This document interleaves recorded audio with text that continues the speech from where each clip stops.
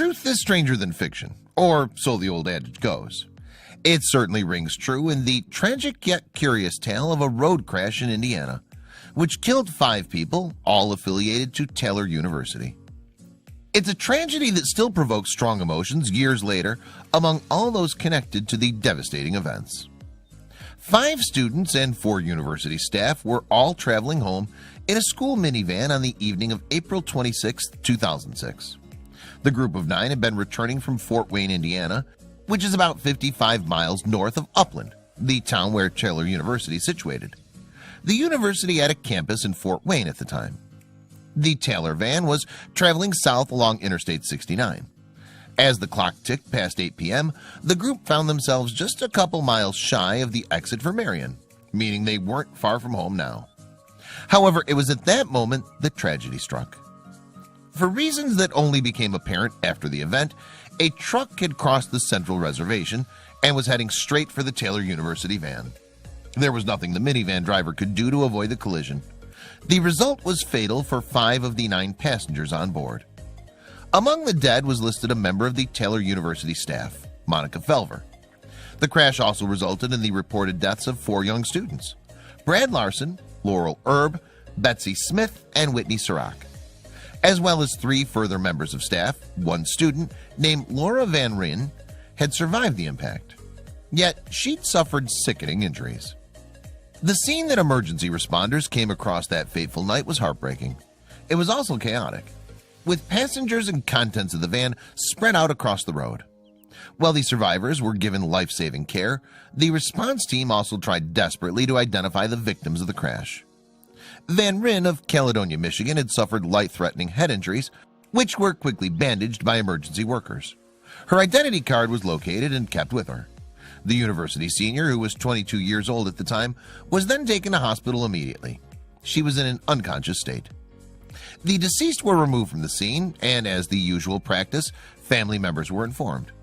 Identification cards and eyewitness statements had been taken at the scene, so in-person identification was not in fact required. Whitney Sirach's family declined to formally identify their daughter, most probably too distraught to face the prospect of looking at her injuries firsthand. Whitney Sirach was 18 years old and a native of Gaylord, Michigan. She was a freshman at Taylor. Her parents were devastated at the news that their daughter had been killed in the crash. They began the heartbreaking task of planning their daughter's funeral. Days later, an estimated 1,400 people attended that funeral, with Sirach's sister providing the eulogy. Meanwhile, Van Ryn's family were summoned to her hospital bed. The young woman had suffered terrible injuries that had left her in a state akin to a coma. She was unable to communicate with those around her. In addition, her face was bandaged and badly swollen.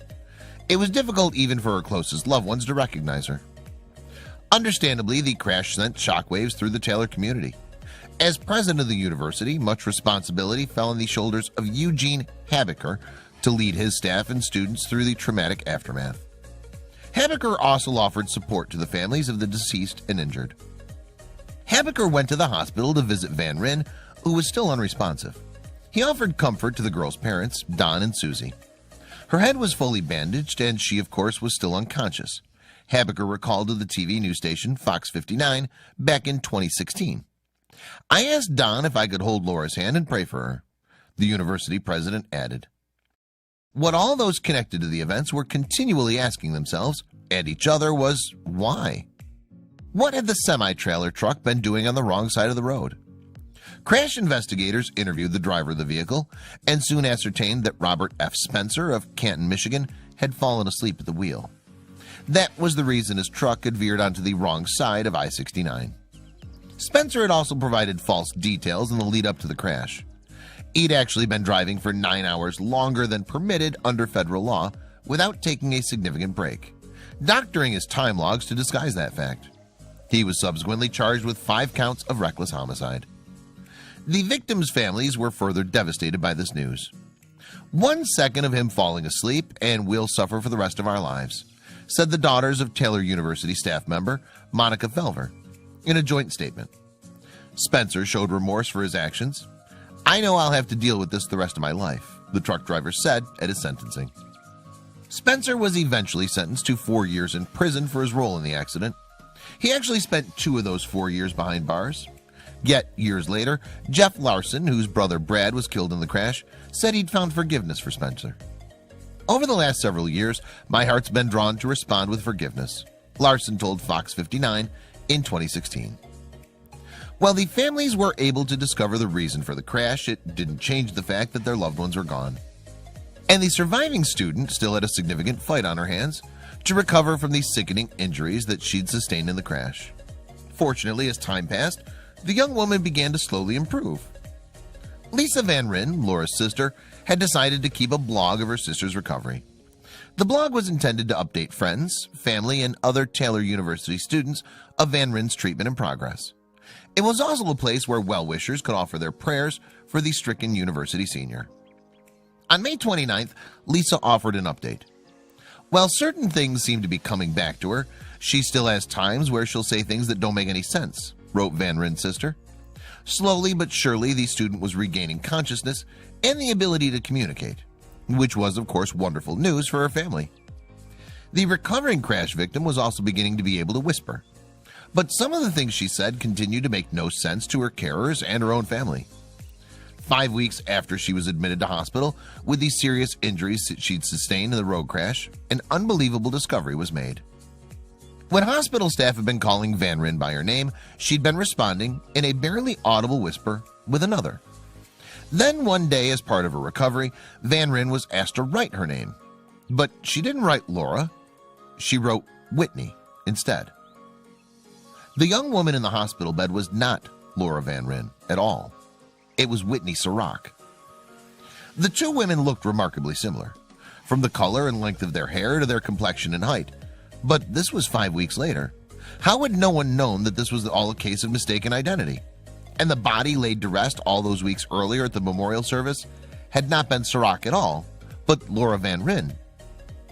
The wrong ID had been affixed to the body of Laura Van Ryn at the crash scene, according to Fox 59.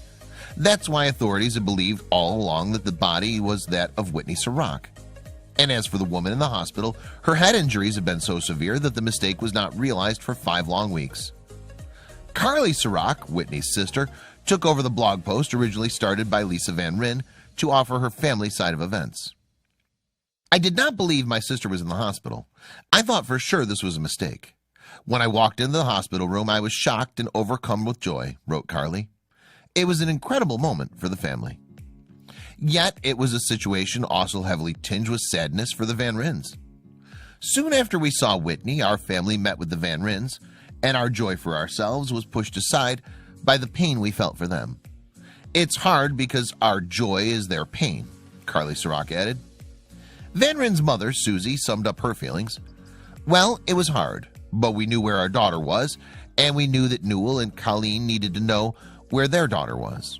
Van Ryn's mother told TV news show Today. It was still a tragedy, despite the joy felt by the Sirachs.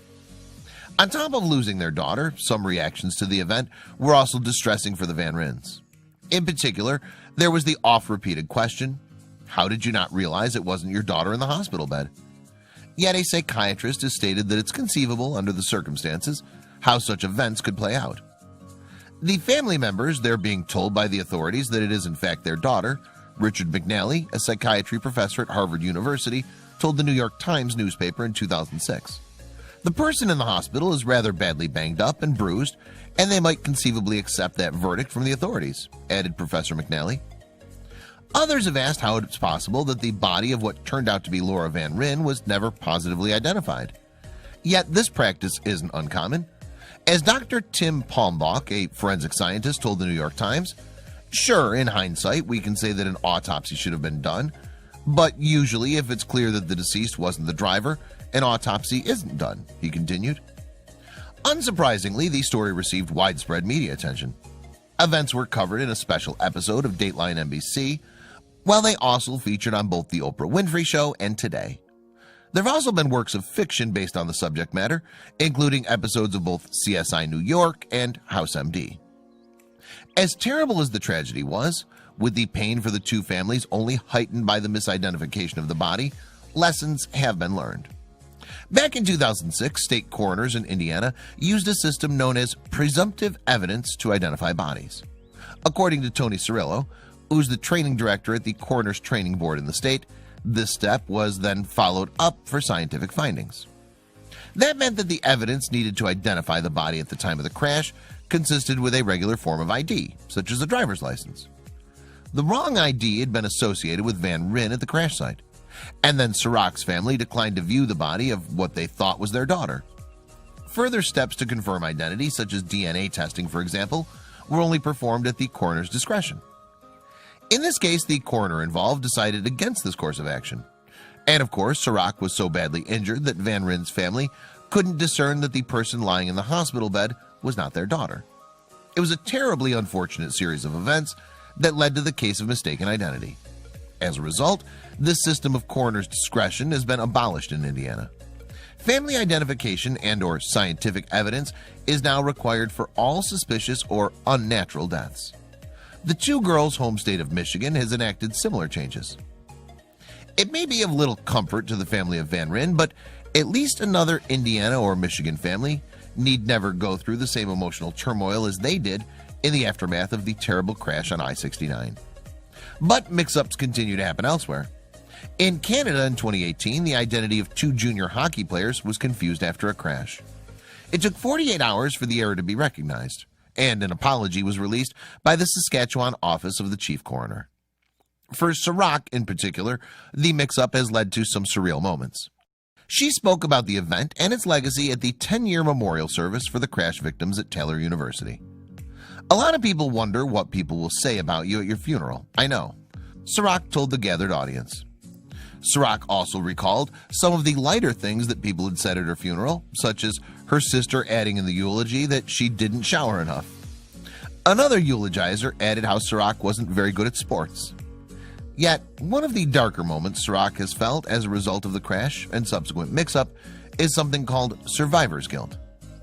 Poignantly, the crash survivor also spoke about the family of Laura Van Ryn. The Van Ryns, they loved me like I was their daughter because they believed that I was their daughter, Sirach reported. And even after I wrote Whitney and their world changed and they knew that I wasn't their daughter, they still treated me like I was their family, she added. Unsurprisingly, a bond is formed between the Sirachs and the Van Ryns. I love the Van Ryn family. They're so great, Sirach was reported as telling Today.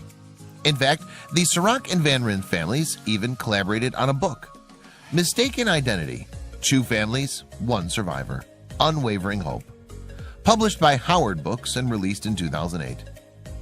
Sirach has grasped the chance at life she was afforded upon surviving the crash. She's now a married mother of 3, and in a strange quirk in 2010, she was married in the very same church where her funeral had been held just 4 years before. It was another surreal twist for the young woman and her family. It was such an unbelievable moment for us, because we were at the moment in our life when we thought this would never be a possibility, Newell Sirach, Whitney's father, told website The Huffington Post in 2012. In the face of such tragedy and loss, it's important to celebrate any happiness that survives.